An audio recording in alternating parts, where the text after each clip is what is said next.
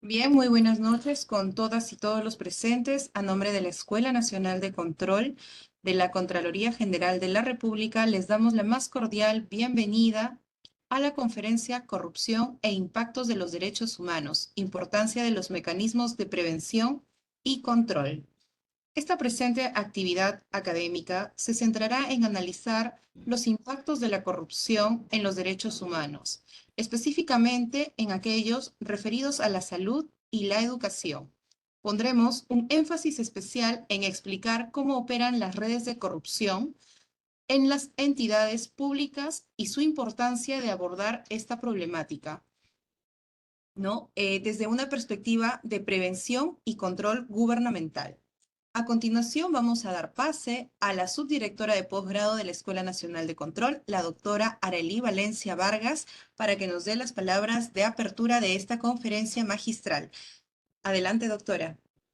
Muchísimas gracias, Gretel. Muy buenas noches con todos y todas.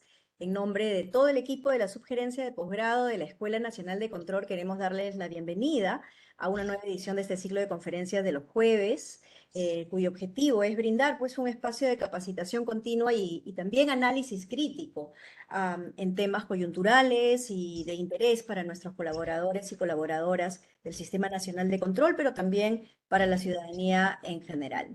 El día de hoy tenemos un ponente de lujo realmente, el doctor Eduardo Vega Luna, ex defensor del pueblo, ex ministro de Justicia y Derechos Humanos, miembro del Consejo Consultivo de la Contraloría General y sobre todo un académico brillante, comprometido con la ética y la integridad en el ejercicio profesional.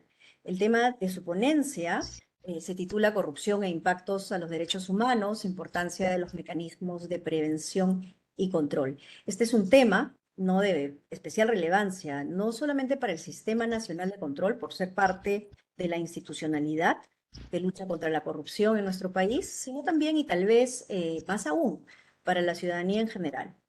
La corrupción es identificada como uno de los principales problemas del país, que atenta contra nuestra democracia, que debilita nuestras instituciones y cercena sobre todo nuestra capacidad de construirnos como sociedad cohesiva con base a valores éticos y de integridad. La Contraloría General de la República, además de su labor de control previo, simultáneo y posterior, viene contribuyendo, y eso quiero destacar también, con la producción científica para entender las complejidades de este fenómeno y sobre todo para poder medir su dimensión e impacto en la ejecución presupuestal y el buen ejercicio de la función pública a través del trabajo del Observatorio Nacional Anticorrupción. Ejemplos de estos aportes son los indicadores que se han diseñado, ¿no? Desde ese observatorio, el indicador de corrupción, que mide la corrupción a nivel de gobiernos nacionales y subnacionales, el índice de corrupción e inconducta funcional, y el recientemente lanzado índice de riesgos en la inversión pública.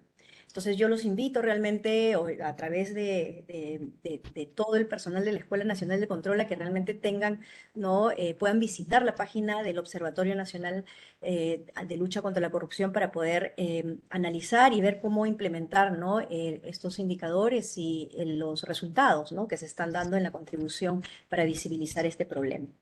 Y a través de esta conferencia, nuestro ponente va a analizar una dimensión poco explorada del impacto de la corrupción, cuáles sus impactos a los derechos humanos, ¿no?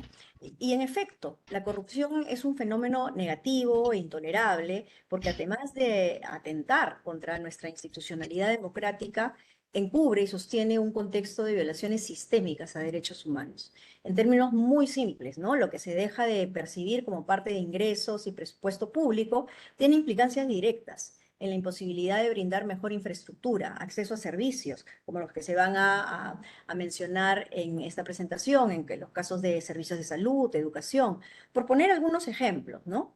Lo cual de todas maneras afecta, ¿no? De manera más aguda a las personas con menores recursos. Y viéndolo así, la corrupción termina perpetuando las desigualdades y la pobreza en nuestro país. Y en consecuencia se vuelve un factor desencadenante, determinante de lo que se denomina violencia estructural. De ahí también la importancia de entender el rol de los mecanismos de prevención y control y concientizarnos como ciudadanía en la necesidad de un cambio cultural orientado a reforzar la ética y la integridad pública. La conferencia de hoy en ese sentido es un pequeño aporte de la Escuela Nacional de Control para promover el desarrollo de capacidades orientado a ese cambio cultural. Y entonces, para concluir, yo quisiera reiterar nuevamente nuestro agradecimiento al doctor Eduardo Vega por acompañarnos esta tarde y a todos ustedes, agradecerles la audiencia, la concurrencia y esperando que realmente disfruten de esta conferencia. Muy buenas noches. Bien, muchísimas gracias, doctora Areli, por esta breve introducción. Como ya lo mencionó el doctor Eduardo Vega, cuenta con una amplia experiencia en gestión pública y lucha contra la corrupción. Es exministro de Justicia y Derechos Humanos en el gobierno de transición del expresidente Francisco Sagasti, defensor del pueblo en el periodo 2011-2016. Así también presidió la Comisión Presidencial de Integridad en el año 2016 e integró la Comisión Consultiva para la Reforma del Sistema de Justicia en el año 2018. Actualmente es decano de la Facultad de Ciencias Sociales de la Universidad Antonio Ruiz de Montoya y miembro del Consejo Consultivo de la Contraloría General de la República. Como bien sabemos, tiene una amplia trayectoria profesional en temas de corrupción, en temas de la lucha contra la corrupción. Y vamos a darle la bienvenida y el agradecimiento especial por esta noche al doctor Eduardo Vega. Adelante, por favor. Muchísimas gracias, Gretel, por la presentación. Un saludo cordial a la doctora Areli Valencia y, por supuesto, a través de ella también a la directora de la Escuela Nacional de Control, la doctora Cecilia Salgado. Un saludo especial a todos los participantes esta noche que han mostrado su interés en poder participar de esta conferencia para abordar un tema recurrente, terrible, triste, que hay sin duda mucha información que trataré de expresarla, pero que a la vez, sobre todo, creo que se trata de tomar un cambio de actitud. Todos, todos, en alguna medida tenemos que buscar de cambiar alguna actitud para permitir cortar esta espiral creciente, lamentable, de corrupción que existe en el país. Voy a proyectar entonces un PowerPoint que he preparado eh, y por supuesto entiendo que luego habrá un tiempo también para poder conversar y discutir sobre algunos temas, ¿no? Permítanme entonces un momentito. Claro que sí. Adelante. Aquí está. Ajá. Me confirman por favor si se ve y voy a extender la pantalla, ¿no? ¿Se ve? Me confirman solamente para ya iniciar Sí, sí, doctor, sí se logra Ok. ver la pantalla. Muy bien, muchísimas gracias. Entonces, nuevamente reiterando el saludo y el agradecimiento por esta invitación a la Escuela Nacional de Control, vamos a conversar sobre la corrupción y sus impactos a los derechos humanos y la importancia de los mecanismos de prevención y control. Eh, Quisiera, en primer lugar, mostrarles lo que rápidamente va a ser la estructura de esta exposición, una breve introducción, pero creo que necesaria para contextualizar la situación que vive el país. Luego, datos muy concretos de la corrupción que en este momento existe y luego de lleno entrar a los impactos que se pueden observar en el sector salud y educación para terminar con una propuesta, en realidad una reflexión sobre qué podemos hacer para reducir la corrupción. No terminaremos, no la eliminaremos del todo, pero sí creo que necesitamos ya cambiar la historia que hasta este momento vive nuestro país, ¿no? Empecemos con la introducción entonces. Sin duda, en la introducción, lo primero que quería era mostrar qué estaba ocurriendo antes de la pandemia. La pandemia sin duda marca una etapa eh, digamos, de un antes, un después que es necesario tener en cuenta, pero que lamentablemente, si lo miramos a la luz de la corrupción, no se detuvo.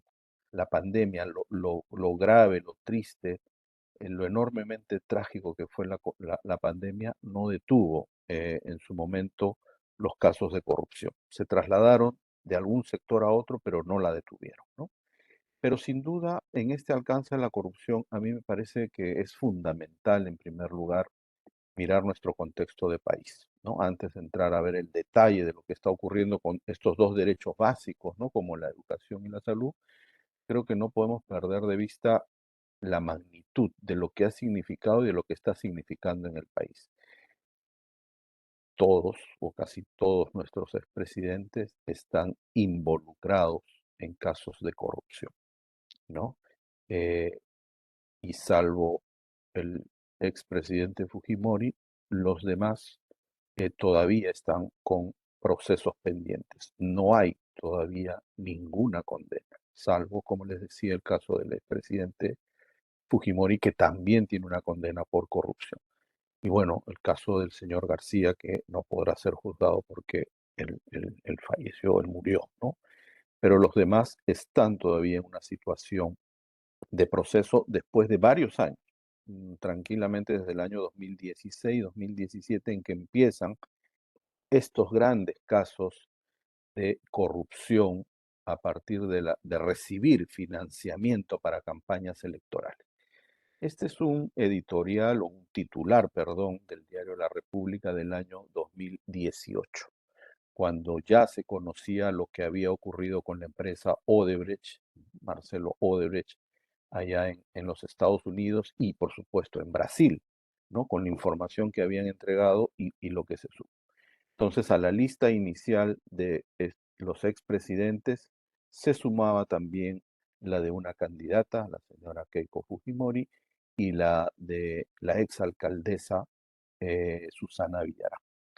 Todos recibieron, dice el titular, y creo que a la luz de las investigaciones eso está bastante probado. Lo que falta, y reitero todavía, es que más de 6 años después, algunos hablan de 7 años, no tenemos ninguna sentencia condenatoria. Y ese es un elemento central porque el país está jugándose el mensaje que lanza a la ciudadanía. Vamos a ser capaces como sociedad de condenar estos actos de financiamiento de campañas electorales, de dinero proveniente de empresas que luego se notó que claramente trabajaban bajo esta lógica, bajo este círculo de la corrupción, ¿no? Este círculo de la corrupción que empezaba con el financiamiento de campañas electorales y de partidos políticos, ¿no? De manera amañada, por supuesto, a veces de manera escondida, con dinero que ingresaba a los partidos, con dinero que ingresaba a las arcas personales de los candidatos, ¿no? Y que luego quien ganara se hacía beneficiario de una serie de grandes obras públicas, ¿no? Las empresas brasileñas trabajaban de esa manera, ¿no? Nos apoyaban a distintos candidatos y una vez que el que ganaba, pues ellos iban a tener preferencias en la contratación de grandes obras públicas. Así ustedes pueden ver desde las interoceánicas norte, la interoceánica sur, en fin, podemos mencionar un conjunto de obras, hay un conjunto de obras que se han adjudicado de esa manera. Pero ahí no quedaba el tema, no quedaba en la adjudicación de grandes obras públicas, sino que esas obras públicas terminaban sobrevaloradas, ¿no?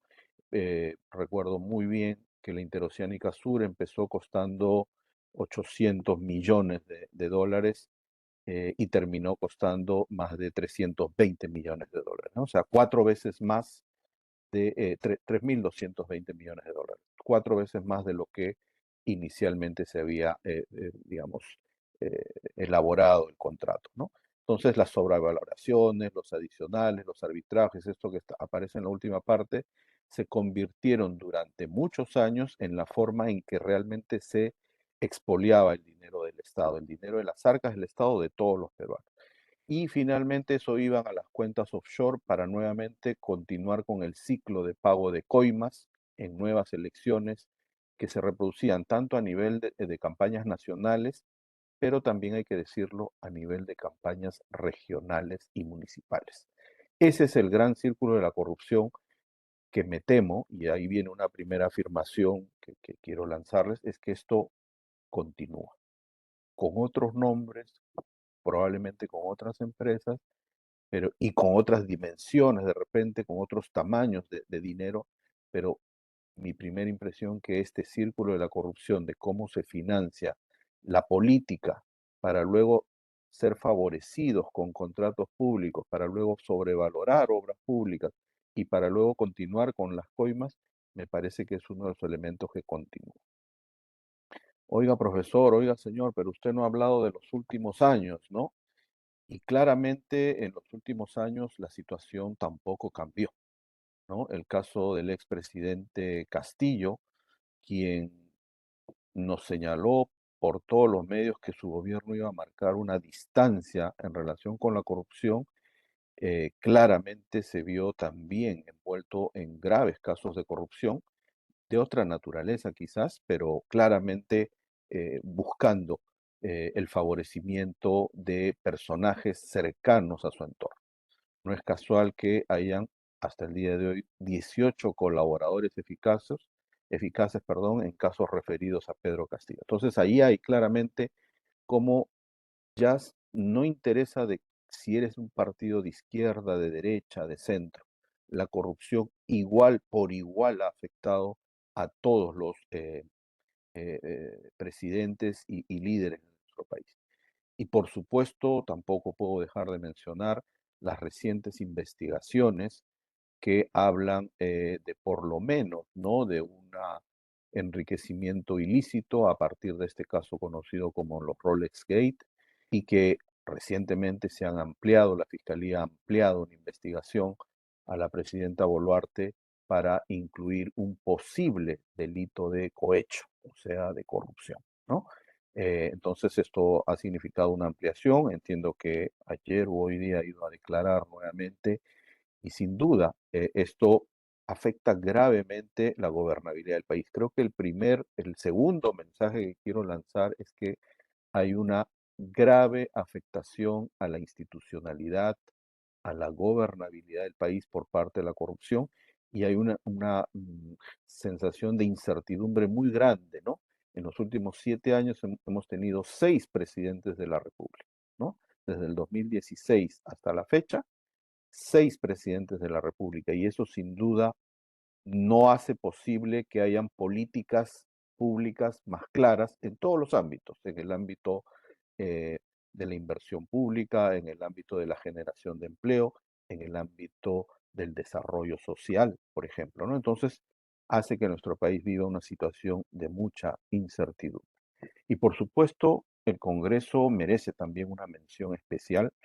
Creo claramente que este Congreso eh, ha puesto en evidencia las graves situaciones de vínculos con determinadas actividades. Ya los congresistas no están pensando en el bien común del país, sino están pensando en intereses personales, en intereses de grupo y generando una situación realmente difícil de entender. Ya ahí los niños protegidos por el Congreso creo que reflejan claramente ese tema, pero están los mochasueldos, están las leyes, por ejemplo, como esta de la reposición a docentes cesados en el 2014, está toda la legislación para mantener esta situación de la minería ilegal por tiempos indefinidos, está la ley antiforestal, en fin, uno puede encontrar en el camino una serie de normas que no abonan en mejorar la institucionalidad del país, sino todo lo contrario, en destruirla, en someterla, ¿no? Y creo que ahí hay una captura del poder claramente por grupos que no están pensando en el interés de la nación, sino en sus propios intereses, ¿no?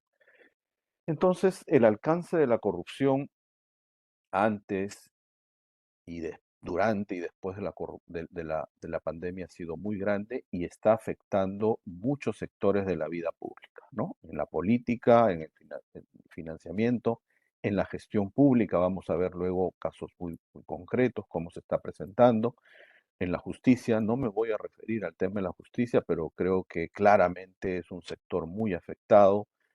Creo que el caso de los CNM Audios o los cuellos blancos mostró claramente el nivel, la profundidad de la corrupción en el sector justicia, que hace sus esfuerzos por salir adelante, sin duda, pero claramente ahí todavía hay mucho que trabajar. En el ámbito empresarial, creo que el caso Lavajato también nos mostró que a nivel nacional había otros casos Lavajato, como este famoso Club de la Construcción, y que, como les digo, sigue de alguna manera allí eh, participando en todo lo que es la contratación pública. Las regiones y los municipios, sé que aquí en esta conferencia hay muchas personas de distintas regiones del país. Pues bueno, ahí también a mí me tocó hacer un estudio sobre cómo funcionan los círculos de la corrupción en regiones y en municipios, y claramente eso está vigente. No es casual que hayan tantos gobernadores, exgobernadores sentenciados o procesados, ¿no? Y otros temas u otros ámbitos también que son, digamos, que claramente están favoreciendo a la corrupción, tienen que ver con el arbitraje. El arbitraje, esto en la contratación pública, creo que ha sido uno de los elementos de los cuales se ha robado mucho dinero al Estado público. Y sin duda la informalidad en esa línea delgada con la ilegalidad, pues también abona muchas veces a mayor corrupción en el país. Termino esta primera parte señalando entonces que hay que reconocer esto que el profesor Alfonso Quirós, un historiador, un economista, que hizo este libro sobre la historia de la corrupción en el Perú, denomina como una corrupción sistemática, ¿no? No estamos hablando del hecho aislado, no estamos hablando de un hecho menor, estamos hablando de una corrupción que de siglos, él revisa buena parte de la historia del Perú y se encuentra con distintos episodios, capítulos de corrupción, de grave corrupción, de gran corrupción enquistada en los más altos, digamos, poderes de la nación, ¿no? Entonces, ¿qué significa esta corrupción sistemática? Un uso sistemático, generalizado del poder público. La corrupción llega a la cúspide, ¿no?, de la alta dirección. Miremos que a nuestros presidentes están allí procesados. Los actos de corrupción se normalizan en la gestión pública, a veces los naturalizamos, vemos como algo natural o normal el diezmo, la coima, ¿no? Este, y miramos al costado. Si es que no queremos participar, miramos al costado o somos cómplices muchas veces de estos esfuerzos.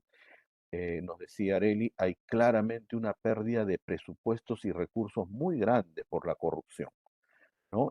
El profesor Quirós nuevamente señalaba que en promedio en el Perú se ha perdido hasta los años en que él estudió, hacia los 90, un 3% del PBI producto de la corrupción.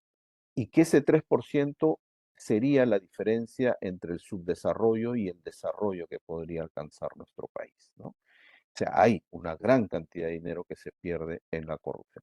Y finalmente, creo yo, el tema de la impunidad, ¿no?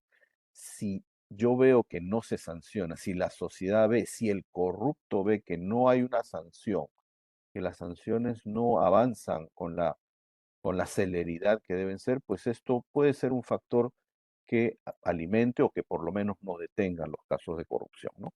Si bien ahora vamos a hablar de mecanismos de prevención y de control, creo yo que no podemos dejar de lado este otro mecanismo tan importante como son la sanción propiamente dicha, ¿no? Algunos datos de la corrupción de manera general y para tenerlos anotados, ¿no? En esta etapa. Creo que el primero y que nos debe llamar la atención, entiendo que también hay muchos funcionarios públicos que participan en esta conferencia, pero también hay muchos ciudadanos, académicos, estudiantes, ¿no?, que también están participando. Pues el primero que no debemos dejar de lado es esta alta tolerancia a la corrupción que existe en la sociedad peruana. Y este tampoco es un dato menor o un dato reciente. Proética, que viene midiendo este tema de la corrupción desde hace varios años, ¿no? Varios años, más de una década, comprueba que el nivel de tolerancia media a la corrupción es bastante alto. El 55% más de la ciudadanía tiene lo que llaman una tolerancia media, o sea, acepta determinados casos de corrupción, lo que podríamos conocer como aquellos actos de corrupción pequeños, ¿no? La coima, el pasarse una luz, el pagar a un policía para evitar la papeleta, el zamparse, iba a decir, el meterse a una cola, en fin, ¿no? Cosas que a veces las hemos normalizado, pero que son parte de esa cultura que no favorece a la integridad. Hay un 13% peligroso, grave, de alta tolerancia a la corrupción, ¿no? Eh, Y finalmente, también hay que decirlo, hay un sector importante, un tercio casi, de la ciudadanía que no tiene ninguna tolerancia, ¿no? O lo que llaman aquí una tolerancia baja a la corrupción. Eh, Sin duda, yo creo que el trabajo fuerte tiene que estar en esa tolerancia media, en esa mitad de la ciudadanía que todavía no protesta, que todavía no reclama, que todavía deja pasar determinados actos de corrupción. Necesitamos trabajar fuertemente con ellos y convencerlos de que esa tolerancia media no es buena para el país. Estos datos sin duda marcan una diferencia con algunos países de la región, ¿no? El último barómetro, hace unos días ha salido un barómetro, también nos señala otro dato preocupante. Así como hay una alta tolerancia a la corrupción por parte de la ciudadanía, también hay un descontento de los peruanos y peruanas con la forma en que funciona la democracia. Ahí lo pongo abajo, ¿no? Solo 2 de cada 10 peruanos está conforme con la forma en que funciona la democracia en el país.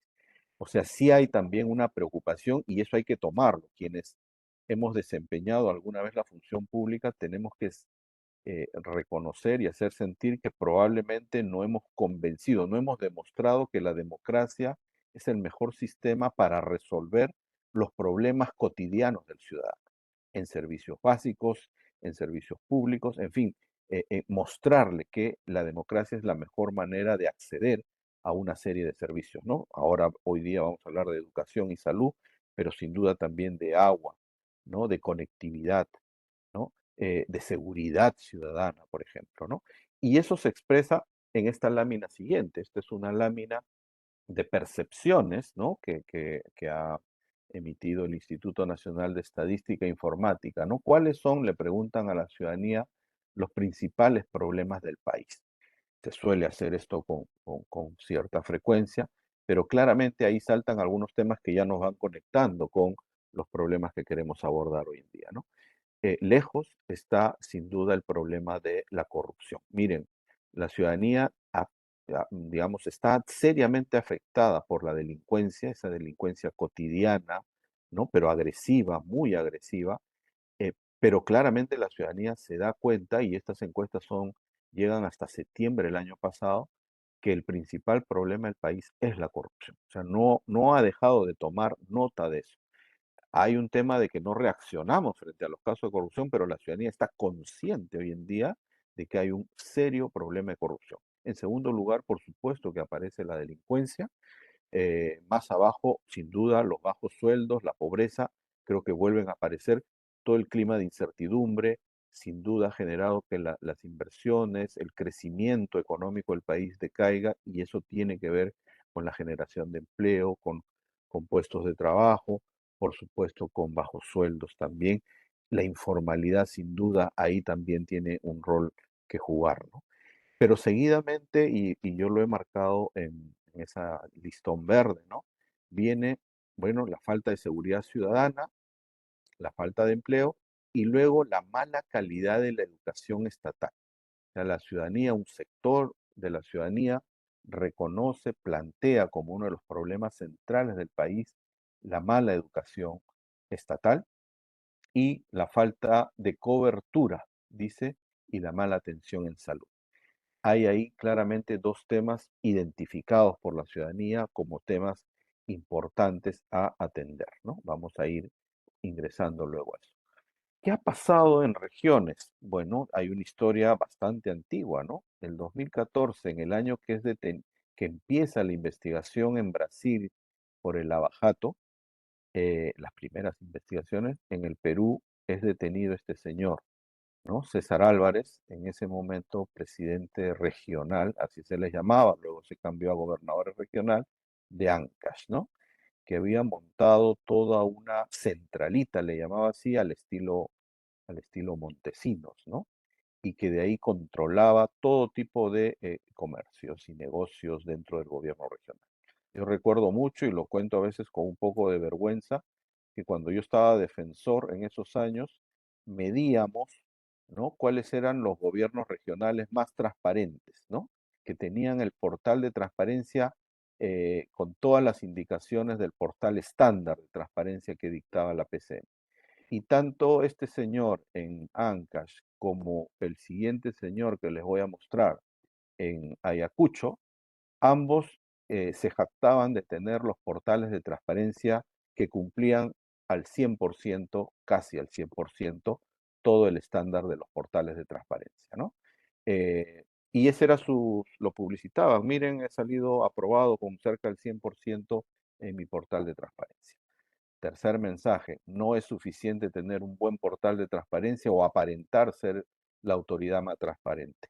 Debajo de eso, miren lo que este señor se robó. Claro, en el 2019 se dictó la primera sentencia, ahora está condenado y bueno, está siendo juzgado por otro proceso por la muerte también de un consejero regional, que es lo que finalmente llevó a su captura, ¿no? Pero la cantidad de dinero que se llevaba, ¿no? Construyó pues el edificio del Poder Judicial en Chimbote, ¿no? Y claramente por ahí dicen algunas voces lograba de alguna manera contener o controlar que no se le investigara, hasta que por fin cayó en el 2014 y luego de 5 años recibió la primera sentencia. Y este señor, hoy día muy reconocido por todos nosotros, ya había sido antes gobernador regional, también por allá por el 2014, perdón, sí, 13-14, y fue condenado inicialmente por un juzgado en Ica, por el delito de negociación incompatible. Eso es lo que nadie cuenta hoy día. Claro, fue absuelto luego en la Corte Suprema por una sala presidida por el vocal, por el juez supremo Pariona Pastrana.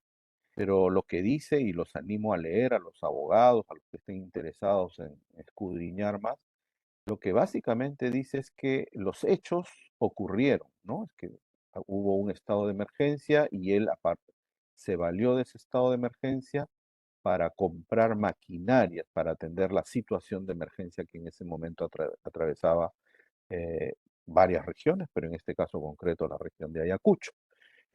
Pero efectivamente las hizo de manera sobrevalorada. Lo que dice la sentencia de la Corte Suprema, estoy resumiendo, es que todos esos hechos están probados, pero a lo más constituyen una falta administrativa, ¿no? Un problema administrativo y no alcanzan para constituir un delito de negociación incompatible. Y lo absolvieron. Obviamente el estándar de negociación incompatible que en ese momento puso la sala presidida por el vocal Pariona, pues era un estándar que en ningún otro caso probablemente podría alcanzar una condena, ¿no? Eso tendría que ser revisado hoy día también para que justamente personajes como el señor Oscorima sean condenados, ¿no? Puedan ser condenados porque claramente hoy día sabemos de ese intercambio de los roles por presupuesto finalmente para algunas obras. Tenemos que cuidar que ese dinero que se le ha otorgado lo utilice bien. Ahí al costado pongo alguna relación de algunos gobernadores condenados. Gobernadores sí hay varios condenados, la lista ha ido creciendo en los últimos años, ¿no? Pero claramente llegaban en algún momento a 18 procesados, de los cuales más de 11 o 12 ya tenían condenas, ¿no? Incluso algunos ya cumplieron sus condenas. El señor Curi, por ejemplo, en el Callao, ya salió en libertad, ¿no? Ya cumplió su condena y por ahí algunos más están a punto de cumplir si es que ya no cumplieron sus condenas, ¿no? Entonces, claramente la justicia no está mandando una señal muy clara de condenas, digamos, severas, que efectivamente también sean mecanismos para evitar que otros personajes, otros líderes, otras autoridades sigan cometiendo actos de corrupción. Para la Procuraduría, los casos de corrupción en el Perú fueron aumentando en los últimos años y es una cantidad pues escandalosa. Ya no solo estamos hablando de autoridades, ¿no? De ministros, de gobernadores, ¿no? De presidentes, sino de funcionarios en general, ¿no? Ahí hay una lista provisional hasta el año 2017, ¿no? Esta es una lista provisional, pero a través de algunos colegas de Procuraduría me facilitaron esta información más reciente, ¿no? Miren cómo ha ido evolucionando los números de casos de corrupción y por lo tanto de personas, ¿no? De personajes, personas investigadas por casos de corrupción, ¿no? O denunciadas por la Procuraduría por casos de corrupción, ¿no? 2016, 29.000, 2017, 32.000, 2018, perdón, 36.000, hacia el 19, 40.000, al 2020, plena pandemia, 43.000, ¿no? El 21, 48.000, nuevamente pandemia, segunda ola. 22, 21, perdón, 52.000, y de ellas el 22, 52.600, hay como una estabilización ahí. El año pasado, el 2023, 53.000 casos, ¿no? Y en lo que va del 2024 hasta este mes, digamos, ¿no? Hasta lo han medido hasta, si no me equivoco, hasta marzo, estamos en 54.000 casos. O sea, esto es una pandemia también, ¿no? Este tema de la corrupción es una pandemia. Quizás alguien me diría, después de la pandemia ha habido una cierta estabilización de los casos, pero en general el crecimiento es impresionante, ¿no? Son denuncias, son denuncias. Obviamente esto habría que mirarlo con la estadística que maneja el Ministerio Público, que a veces es más difícil de acceder, y luego con los casos que llegan realmente al Poder Judicial y que reciben una condena. Pregunté cuántos condenados hay el día de hoy en los penales por delitos de corrupción. 1.200 personas aproximadamente. 1.200 personas, ¿no? Es un número bajo. Se sabe, la población penitenciaria anda arriba de los 90 y, ahora les digo el número, lo tengo aquí anotado. Solo denme un segundo. Al 24 de abril, la población penitenciaria es de 96.798 internos, y de ellos 1.200 son por delitos de corrupción. O sea, la verdad, para la magnitud del problema de corrupción, el sistema de justicia no está alcanzando a procesar este tipo de casos. Y muchos tienen que ver con la forma en que se inicia la investigación. Vamos a decir así, las pruebas que pueden llevar finalmente estos casos a una condena, ¿no? De ese total de casos de corrupción, del total de los 53.000 casos a diciembre del año pasado, el 6.6% son casos que pertenecen o que están vinculados con el sector salud, 3.543 casos, ¿no? Y en el caso de educación, nuevamente del 100% de casos, 4.765 casos están vinculados con el sector educación, el 8%, 8.9%, 9%, digamos, ¿no? Entonces, el 6 del total de casos de corrupción, el 6% pertenecen a temas vinculados con salud, y el 9% a casos vinculados por el sector educación. Graben esta información, o sea, ¿qué es lo que está llegando al sistema de justicia? Quiero que graben. Vamos a decir que en términos generales son el porcentaje de casos de corrupción en el sector educación y en el sector salud es bastante bajo, ¿no? Del 100% de casos, vamos a decir así, en total sumarían 15%, ¿no? Un 15% de casos son los vinculados a el sector educación y al sector salud. Quiero que no olviden ese dato, porque van a ver cómo a partir ahora de los informes de Contraloría, esa situación cambia, ¿no? El impacto, los sectores más afectados por la corrupción en general en el Estado peruano, justamente son los sectores de salud y educación. Empecemos por este cuadro inicial que nos muestra la Contraloría. Aquí ya vamos a acudir a información de Contraloría. Le agradezco a Contraloría por haberme facilitado esta información, pero que, como bien decía Arely, ya hay un observatorio. Entonces aquí lo que hacen es agrupan todas las funciones, todos los sectores que hay en el Estado en tres grandes grupos, ¿no? El sector social y cultura, donde está, por supuesto, salud y educación, ¿no? Además de vivienda y construcción, ahí está en la nota abajo, mujer y poblaciones vulnerables, y desarrollo e inclusión social. O sea, hay un sector que agrupa a 4 o 5 ministerios ahí, ¿no? Luego el sector económico productivo, bueno, está el Ministerio de Economía, el Ministerio del Ambiente, Energía y Minas, Trabajo y Promoción del Empleo, Agricultura, Energía y Minas, ahí está, ¿no? Y luego el de la política administrativa, donde está la PCM, Justicia, Defensa, Interior principalmente. El que nos interesa, el rojo, el marcado con el rojo, la política cultural. Ahí el costo de la corrupción es el más alto, ¿no? Y tiene una participación del 43%, ¿no? O sea, constituye los costos de la corrupción, lo que se pierde por la corrupción, está concentrado principalmente en este sector de social y cultura. Pero vamos más al detalle, ¿no? Vamos más al detalle. Creo que este gráfico lo vamos a compartir. Yo no tengo ningún problema en que se comparte el PowerPoint con todos ustedes. Grafica muy bien ya lo que dice ahí, el costo de la corrupción según funciones del Estado.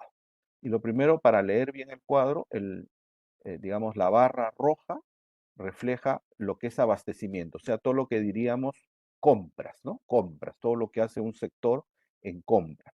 La barra en color celeste es inversiones, ya, inversiones, infraestructura. Voy a construir un colegio, voy a construir un hospital, voy a construir una carretera, ¿no? En fin, ¿no? Se dan cuenta, eso es inversiones. Y la barra naranja, ¿no? Es lo que sería recursos humanos principalmente, ¿no? Entonces, miren en educación, de lejos, ¿no? Educación, miren la cantidad de dinero que se pierde por la corrupción en esos tres aspectos. Pero claramente en educación el aspecto más afectado por la corrupción es el aspecto de los recursos humanos. Cada uno de ustedes debe haber escuchado cada historia en el magisterio, hay que decirlo también, o en la contratación en general, o en la parte administrativa en general del Ministerio de Educación y del sector educación en general. Vamos a poner luego algunos ejemplos. En esa misma barra, en segundo lugar, aparecen las inversiones. Ajá, ¿no? Cómo se gasta en la construcción de escuelas, en el equipamiento de escuelas, ¿no? Y en tercer lugar, el abastecimiento, ¿no? O sea, ya las compras, qué se compra en el sector de educación, pero es menos. Miren salud, que es el segundo, ¿no? O sea, educación se los lleva de encuentro a todos. En salud cambia un poco la composición de los gastos de la corrupción, ¿no? El costo de la corrupción. La línea roja, o sea, el abastecimiento, se convierte en más grande que educación, tanto si medimos la parte del abastecimiento y de las inversiones, ¿no? Solo el abastecimiento en salud es más grande que esas dos partes de salud, de educación, perdón, ¿no? Y claro, tendrá que ver, alguien me dirá, con las medicinas, ¿no? Tendrá que ver con el equipamiento médico, pues sí, ¿no? Sin duda, ¿no? Luego las inversiones, ahí hay un problema, digamos, en proporciones menores, y también aparece el tema de los recursos humanos. En transportes, claramente, miren cómo cambia también la figura. El rojo, que es abastecimiento, tiene un nivel de corrupción, pero su principal problema de corrupción está en las inversiones. Claro, si tengo que hacer carreteras, a veces mal hechas, pues ahí tengo un problema serio de corrupción, de cómo invierto, cómo gasto ese dinero para las inversiones desde el sector transportes y comunicación.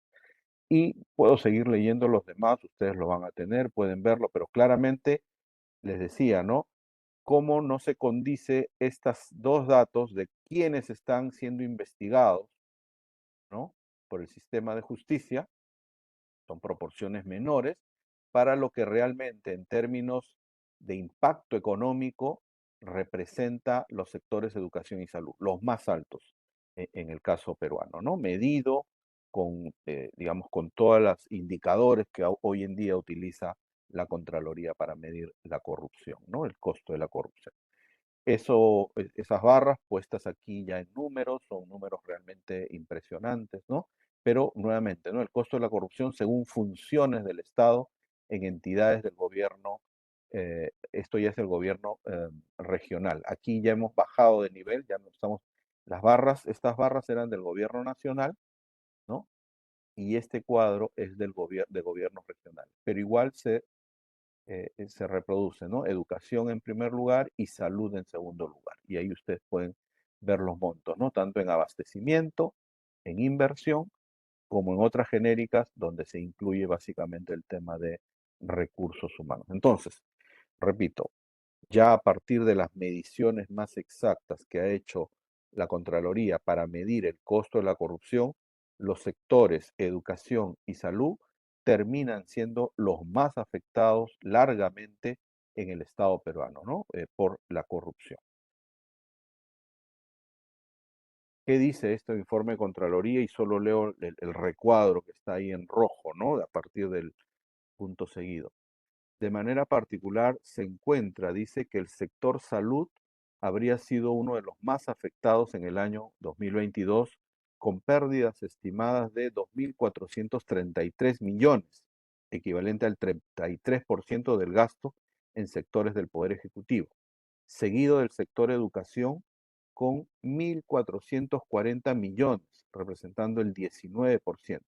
Luego ya viene el sector transportes y comunicaciones, se estima que la pérdida sería del orden de los 1.167 millones, ¿no? De soles, representando el 16% del gasto agregado en entidades del Poder Ejecutivo. ¿Qué áreas? Ya para un poquito ir desglosando, ¿no? Estas gráficas que acabamos de ver, ¿no? ¿Qué áreas en el sector salud son las de mayor riesgo de corrupción y que afectan derechos fundamentales del ciudadano, ¿no? El acceso a la educación, a una buena salud, ¿no? A medicamentos, ¿no? A una atención adecuada, ¿no? A personal que lo atienda con la capacidad. Todo eso forma parte de lo que en los derechos humanos se llama la accesibilidad, la posibilidad de recibir en condiciones adecuadas todo el servicio de salud, ¿no? Este es un derecho fundamental, pero se ve afectado seriamente por estos riesgos de corrupción. Eh, Sin duda el de la infraestructura claramente es uno de ellos, lo vamos a ver ahora. El SIS, este Sistema Integral de Salud, se ha visto seriamente afectado desde antes, no solo en los últimos años, sino desde antes, pero claramente es la que maneja muchos recursos en el sector salud y se ha visto afectada. La contratación de recursos humanos o cómo estos recursos humanos digamos, competentes para desarrollar esta labor, ¿no? El tema de los medicamentos es otra área fundamental que claramente se vio en la época de la pandemia, el equipamiento de hospitales de todos los niveles, pero yo diría especialmente del primer nivel, ¿no? De ese nivel que debería ser el más cercano al ciudadano, pero que muchas veces por la precariedad de su equipamiento no está en condiciones de atender, digamos, emergencias, por ejemplo, ¿no? Básicas, ¿no? La atención a los pacientes y sin duda también el tema de las negligencias médicas, ¿no? En infraestructura, siempre para mí, este es un caso emblemático, quizás el de los más graves, y que hasta el día de hoy, salvo que hay algún colega, algún participante cusqueño, cusqueña que me diga, pero este hospital tan emblemático en el Cusco, el Antonio Lorena, todavía, creo yo, no termina de resolver su funcionamiento en total. Funciona, entiendo, por partes, pero no termina. Pero claramente es la muestra palpable de cómo se sobrevaloraban las obras, cómo se iba a arbitraje y a nadie le interesaba culminar el hospital, ¿no? Una vez enfrascados en el arbitraje, todos paralizan la obra y el Estado y la empresa se enfrascan en el arbitraje que muchas veces se pierde, muchas veces toma tiempo, pero el perjuicio para el ciudadano, para las ciudadanas, es muy grande porque dejan de tener la atención en un hospital. Esta noticia, miren, es del diario Correo del Cusco del año 2014. O sea, prácticamente 10 años hasta el día de hoy, ¿no? 10 años hasta el día de hoy con este problema, ¿no? Y ahí veo que colegas me escriben también de otros hospitales en diversas partes del país. O sea, yo pongo este como ejemplo, pero cada uno de ustedes podrá poner ejemplos. Conocí el de Tumbes, por ejemplo, ¿no? Este hotel que claramente ya se estaba inclinando y se estaba hundiendo, ¿no? No me acuerdo ahorita el nombre, pero claramente hay de estos hospitales, me ponen ahí en Huánuco. Eh, ya esta ministra de Salud, perdón, advertía, me parece que en el año 2016, sí, 16, fines del 2016, que en todo el sector salud tenemos una corrupción enquistada, nos decía ella, ¿no? Eh, ella se defendía ante las críticas, pero afirmaba que en su cartera se están haciendo cambios, ¿no? Que generan ruido y que pide al Ejecutivo y al Congreso que trabajen juntos, ¿no? Pero claramente había un problema serio de una corrupción enquistada, decía la ministra. Y era el seguro integral de salud quizás donde se ponía a poner, o donde se identificaban algunos ejemplos tremendos, terribles.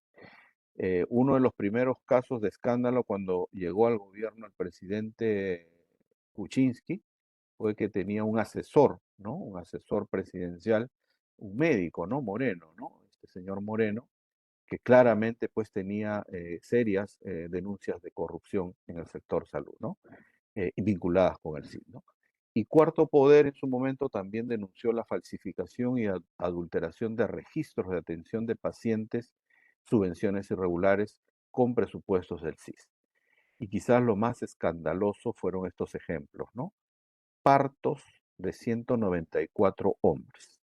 No estamos mintiendo. Hay información, hay data que claramente a 194 hombres se les hicieron pasar por partos. Se hicieron gastos del CIS como si hubieran dado a luz hombres, ¿no? 34.000 mujeres que dieron a luz hasta 3 veces al año, ¿no? O sea, díganme si ese no es un robo descarado de los recursos del CIS. 200 operaciones de cataratas efectuadas a un paciente, ¿no?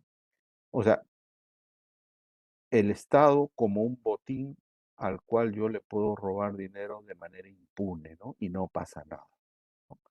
Y estos dineros que pueden servir para mucha gente y luego uno ve colas, luego ve gente que no puede acceder a este seguro integral de salud, que recibe una cita para después de mucho tiempo, en fin, o que ve gente que sin tener la condición de pobreza o pobreza extrema, también accede a este tipo de seguro integral, ¿no?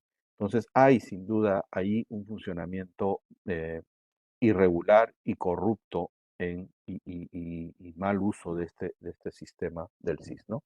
El CIS se ha convertido entonces en un emblema de estos problemas, ¿no? De corrupción, ¿no? Es sin duda una herramienta importante para dar cobertura universal, pero se ha encontrado una serie de anomalías, respondía esta ministra, ¿no? No puede ser que el dinero del Estado se use de forma incorrecta y no llegue a todos. Por ejemplo, se estaba aprovechando la ley de emergencia para direccionar una porción importante de dinero a clínicas privadas, ¿no? Y no para cubrir situaciones reales de emergencia. Hay informes del control interno y otros en camino. Muchos casos llegarán hasta las procuradurías u otros niveles. Pero se dan cuenta, vuelvo a la imagen, la cantidad de casos de corrupción en el sector salud no se reflejaba en las estadísticas que maneja la Procuraduría o en los casos que maneja la Procuraduría, ¿no? 6% y 9%, ¿no? Tanto en sector salud como educación. Y por supuesto, en medio de la pandemia, pues estas compra de pruebas rápidas, estas vacunas, el Vacunagate, que involucró al expresidente Vizcarra también en este tipo de compras, ¿no? Entonces, creo yo que lamentablemente este sector ha sido uno de los más afectados. Ya hay estudios más pormenorizados, voy a tomar algunos breves minutos para contarles de eso también. Estos estudios se hicieron, yo tuve la oportunidad de ser consultado en algún momento, pero claramente hay el detalle de hechos, de cómo se presentan los hechos de corrupción en el sector salud, ¿no? Sea de mediana corrupción, de pequeña y también de gran corrupción, ¿no? Entonces, por ejemplo, ustedes pueden ver en el rubro prácticas, ¿no? Dice, cobros indebidos al personal de salud para acceso a nombramiento. Ajá, ¿no? Adquisición de propiedades de manera irregular, emisión de facturas falsas, depósito de montos menores de caja chica, adquisición de productos de baja calidad para para su reposición pronta a favor de empresas, contratación de personal OSI por parte de entidad favorece flexibilización del control, concertación entre médicos y visitadores médicos para recetar productos de la empresa, concertación de precios en coordinación con la farmacéutica a cambio de pago, cobro parcial de penalidades en colusión con proveedor, deterioro de los equipos médicos para dificultar su uso y redirigir a pacientes a servicios privados, conminar a los pacientes para realización de exámenes innecesarios. Ojo, ese tema de los exámenes es toda una fuente también de corrupción. Y podríamos leer, o sea, ya está detectado. Lo que quiero transmitirles es, cada hecho de corrupción se sabe que existe, pero a veces en ese ámbito en el que se maneja esto, o las personas no quieren prestar atención o simplemente no quieren señalar cómo se están cometiendo, y entonces se normaliza el funcionamiento de estos actos de corrupción, ¿no? O el médico que tiene su consultorio al frente de un hospital público, ¿no? Su consultorio, o que instala junto con otros colegas, digamos, sí, su centro médico para hacer distintos exámenes porque en el hospital se ha malogrado, ¿no? El rayos X, en fin, ¿no? Y a veces se malogra y no se arregla para que justamente el paciente vaya al frente. Esos son actos de corrupción, claramente son actos de corrupción. Lo que pasa es que los hemos normalizado, esa es otra cosa, ¿no?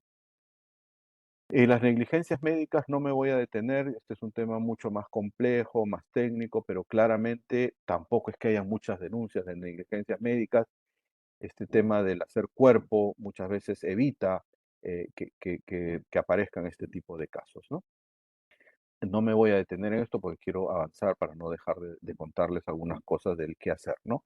Pero aquí, por ejemplo, este es un listado de casos emblemáticos que maneja la Contraloría en temas de salud, ¿no? Hay desde temas de, eh, la mayoría, miren ustedes, son procesos de programación y goce de descanso físico adicional a radiaciones ionizantes otorgado a personal médico especialista en gastroenterología. O sea, ¿qué se está investigando ahí?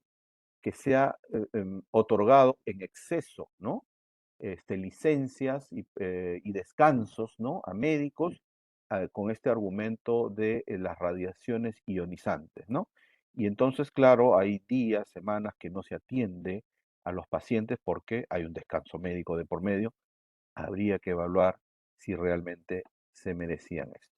En la educación voy a correr un poco más, pero la cosa es bastante similar, ¿no?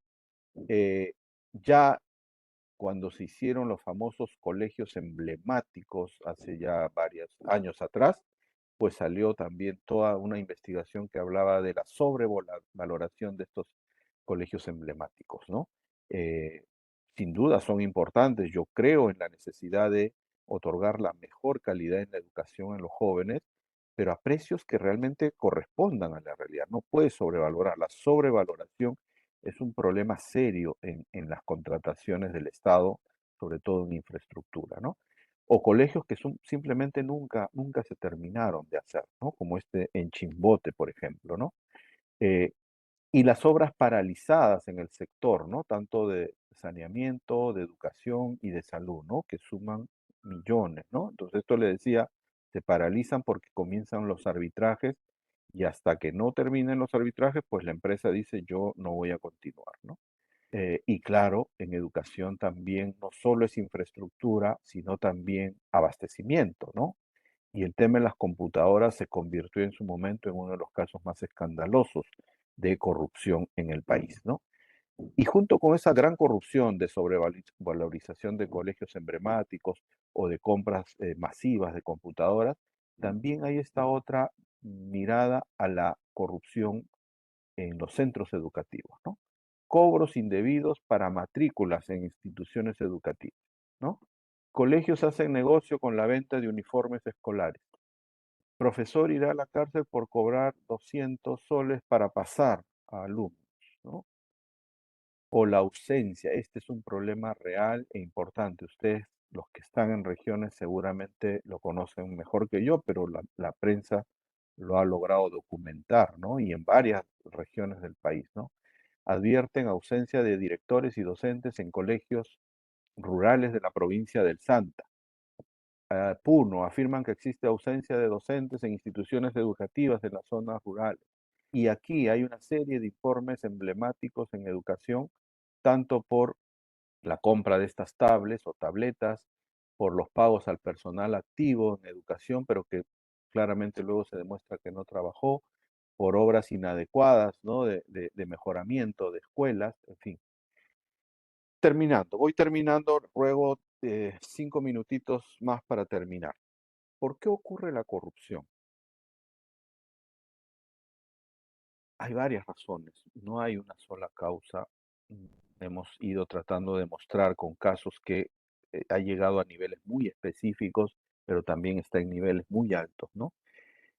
Estas son 6 razones que el informe, perdón, la Política Nacional de Integridad y Lucha contra la Corrupción señaló como las principales causas de la corrupción, ¿no?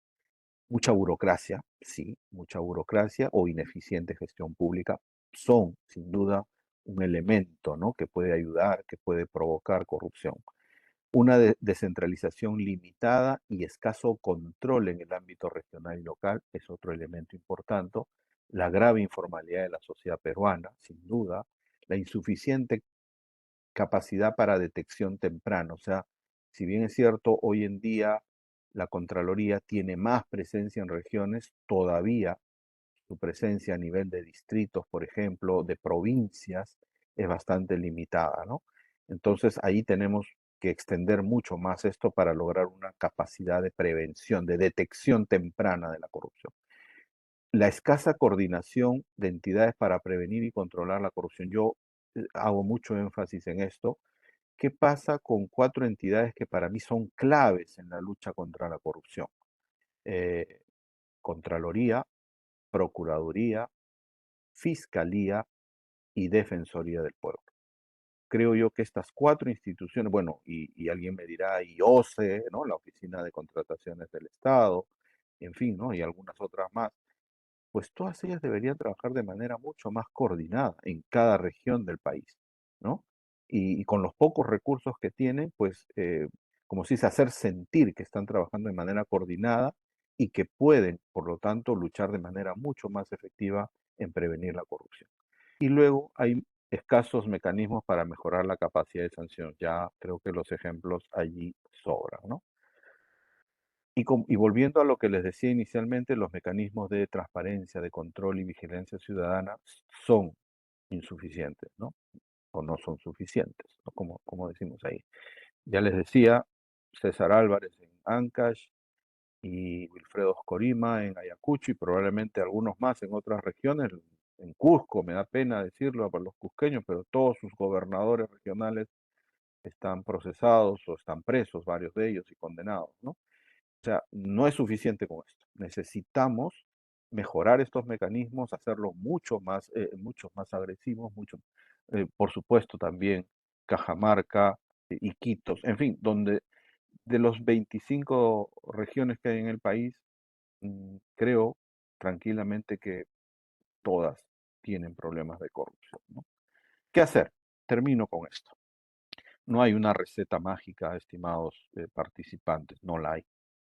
Aquí lo primero es tomar decisiones muy claras. Yo esperaría que no tengamos más líderes, más presidentes o presidentas que estén involucrados en casos de presunta corrupción. Yo esperaría un liderazgo, pero frontal, directo, ¿no? Una lucha frontal frente a la corrupción. Pero luego también esperaría un cambio radical en la actuación de todos los funcionarios públicos de todos los niveles y también de la ciudadanía, ¿no? Creo ahí que necesitamos combatir la alta tolerancia social. Tenemos una tolerancia social que impide que efectivamente y que naturaliza estos actos de corrupción y que necesitamos, por lo tanto, cambiar esa actitud, ¿no? Un fortalecimiento institucional claramente, o sea, y necesitamos que quien se vea envuelto en un caso de corrupción tenga la certeza de que su caso se va a resolver pronto y que las posibilidades de ser condenado son altas, no como ahora, no como ahora, ¿no? Una respuesta integral y coordinada, ya les dije, Contraloría, Procuraduría, Fiscalía y Defensoría creo que tienen que trabajar más de manera coordinada. como la corrupción trabaja en red, ¿ya? Esa es la palabra que yo siempre utilizo. Y al frente, los que combaten la corrupción no trabajan en red, trabajan desarticuladamente. Y eso ya es una desventaja en la lucha contra la corrupción. Y finalmente, tenemos hoy día un modelo de integridad que debe ser implementado en todas las instituciones, pero claramente que todavía no ha dado resultados. Hay avances en el Perú, lo voy a dejar para que ustedes lo revisen allí, hay algunas normas, algunos cambios normativos, pero que todavía no están dando los resultados. Y luego trabajar claramente en mejorar los niveles de transparencia, la denuncia y la sanción. Hay que proteger al denunciante. Ya tenemos una ley de protección al denunciante, pero necesitamos utilizarla más, que más gente se anime, más funcionarios públicos se animen a denunciar los casos de corrupción. Y por supuesto los mecanismos de control, tanto los de control concurrente, que yo creo que son muy efectivos, como también los de control posterior. Pero claramente los de control concurrente son los que tienen que avanzar mucho más. Y desde la ciudadanía, ¿no? Todo el tema de la vigilancia ciudadana creo que es clave, ¿ya? En fin, y las áreas críticas claramente están identificadas, hay que poner los dos ojos, poner todos los reflectores ahí, ¿no? Las áreas de abastecimiento y logística, la de recursos humanos, las de obras de infraestructura y la provisión de servicios públicos. Tenemos que controlar. Cualquier persona que llegue a ser gobernador, a ministro, sabe que aquí en estas 4 áreas tiene que ponerle atención y tiene que cambiar la dinámica de cómo se viene trabajando ahí, ¿no? Yo termino allí, aquí hay más detalle, digamos, de lo que se puede hacer, pero ya creo que el tiempo nos ha ganado. No sé si hay algún tiempo para algunas preguntas, ¿no? Muchísimas gracias, Gretel, Areli, y yo quedo a disposición. Bien, muchísimas gracias, doctor Vega. Como usted dice, ¿no? Eh, Existe una buena percepción acerca de los peruanos, acerca de la corrupción burocrática que hoy en día tiene esta percepción la ciudadanía, porque los peruanos identifican como hechos de corrupción con mayor claridad aquellas situaciones, ¿no? Donde el actor viene a ser la autoridad o un político. Y a causa de los últimos destapes en los últimos años que han habido, ¿no? Ha causado una inestabilidad política y una inestabilidad en el Estado. Justamente por eso, doctor, ¿usted cree desde qué medidas se deben tomar para poder hacer la prevención en actos de corrupción, sobre todo en funcionarios y servidores públicos, ya que es un hábito que se está utilizando y como usted bien dice, se está naturalizando por la tolerancia de la sociedad que hoy en día tiene, ¿no? Ya que también nosotros somos partes como ciudadanos de denunciar actos de corrupción. No solamente está en manos de la justicia, sino también en cada uno de los ciudadanos. Sí, Gretel, mira, básicamente yo diría en el plano de la prevención, hay 3 herramientas que funcionan en otros países, pero aquí claramente todavía necesitamos afinarlas mucho más, ¿no? Uno, ya hemos hablado del tema de transparencia. Creo que hoy en día todo funcionario público tiene que saber que su nivel de reserva, de intimidad, es menor frente a lo que tiene que exponer, ¿no? Desde sus remuneraciones, sus cuentas, la manera en que trabaja, las contrataciones en las que está involucrado, en fin, toda esa parte que hoy en día todo funcionario debe presentar su declaración jurada de intereses, ese es un elemento central y toda la transparencia. Número uno. Número dos, la rendición de cuentas. Creo que ese es otro elemento central para que justamente el funcionario sepa que toda su labor está siendo escudriñada, vigilada por la sociedad civil, por el periodismo. Hoy día quien destapa los grandes casos de corrupción es el periodismo y tenemos que darle toda la información. Y en tercer lugar, yo decía, y lo vuelvo a enfatizar hoy en día, a riesgo de ser impertinente, si no trabajan de manera conjunta Contraloría, Procuraduría, Fiscalía y Defensoría, pues siempre el corrupto sabrá que tiene las de ganar porque ellos sí trabajan en redes de corrupción, ¿no? Y en cambio, quien los enfrenta, quien los trata de investigar, están desarticulados, cada uno está yendo por su lado. Creo yo que es el momento de que estas autoridades, el procurador, el contralor, la fiscalía, que hoy día tiene problemas serios, en fin, ¿no? y la Claro. propia Defensoría puedan decir, bueno, vamos a trabajar de manera conjunta, vamos a dividir tareas, vamos a mirar, vamos a hacer participar más a la ciudadanía y creo que eso puede ayudar mucho a mejorar que los niveles de prevención de la corrupción eviten, reduzcan esta creciente todavía casos de corrupción que se han presentado en el país en los últimos años, ¿no? Como usted bien puso un ejemplo, en el sector salud, durante en la época de la pandemia hubo un alto índice en cuanto a la corrupción y también se ve un alto índice en el tema de infraestructura a nivel, a nivel nacional, porque justamente vemos comentarios, ¿no? Que muchas veces se han creado hospitales, en lo que hemos podido visualizar en los comentarios de los participantes. Que existen la infraestructura ya hecha, pero sin embargo no existe el capital humano. ¿Qué es lo que pasa en estos casos, no? O sea, cómo la sociedad o la sociedad de esos lugares pueden de alguna manera intervenir para que este hospital que tiene una infraestructura ya realizada no, o sea, tenga el funcionamiento para lo que ha sido realmente construido, ¿no? El objetivo. ¿Cómo puede intervenir ahí la sociedad? Así es, Gretel. Mira, hay temas de fondo, ¿no? Claramente también no hay personal especializado en las distintas áreas de la medicina humana para cubrir todos los hospitales del país o toda la demanda de la sociedad. Ese es un tema real también, ¿no? Eh, y efectivamente eso además se mezcla con este otro elemento, ¿no? Que en el sector salud ha habido un fuerte problema en la contratación de recursos humanos, ¿no? Yo olvidaba decir, pero lo pongo ahora, que cuando la Contraloría ha medido al sector salud, ha medido a los hospitales públicos, es decir, al MINSA, pero también ha medido a ESalud, ¿no? Y efectivamente ahí lo que detecta es que hay problemas serios en la contratación de algún personal. Si bien es cierto, yo creo que se pueden hacer esfuerzos importantes. Hoy en día se habla mucho de cómo permitir que algunos médicos de algunas especialidades puedan poder tener la posibilidad de cobrar un doble sueldo, ¿no? De parte del Estado para justamente así generar que puedan atender en más de un hospital público, digamos, ¿no? O en un hospital público y en un hospital de salud, ¿no? Entonces, sí hay fórmulas. Yo creo que hay fórmulas que se pueden ir empleando, pero lo importante en este momento es que eso se haga con mucha transparencia, cautelando los recursos públicos y buscando el bienestar común, que creo que es lo que hoy en día parece como lo más lejano, ¿no? Perfecto, doctor Vega. Muchísimas gracias por su ponencia. Si tiene algo que acotar. Bueno, sin nada más, muchísimas gracias a todos los participantes el día de hoy por haber estado presente hasta esta hora.